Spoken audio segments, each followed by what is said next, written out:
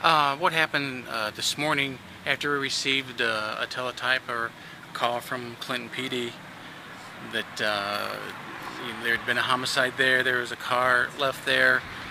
At that point, we wasn't sure who the victim was, the lady that was kept hostage here. At that point, they gave us a vehicle description. We had an very observing officer was driving in the area and found a car matching the description of the car leaving the scene down in Clinton. The car was abandoned. We took the car then and sealed it for possible evidence.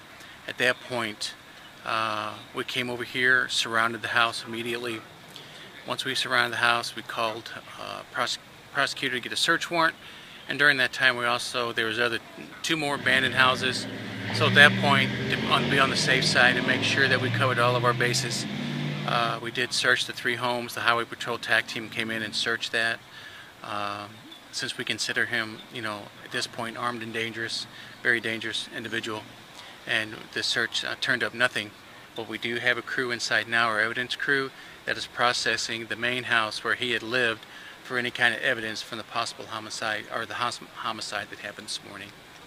Any kind of tips or any kind of information on possibly, do you have any kind of information on where he might be last night, where he was seen last? No, we don't. We're trying to connect the dots. Obviously, it's not a coincidence that the car with the victims are last name, and then here, 2 blocks away from the house, we have some surveillance footage from a business that shows a male subject leaving there and walking down the alley. So it's pretty easy at that point to connect the dots. But since someone like that is not a very social individual, don't have a lot of friends, not using a phone, not contacting anybody, it's very, very difficult to track somebody like that down, because it's just like they don't exist anymore.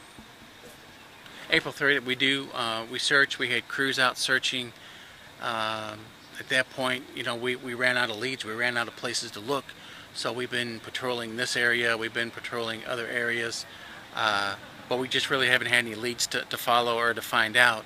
Once again, he's not a very social individual, so he really doesn't have any friends we could reach out to. He doesn't really have any.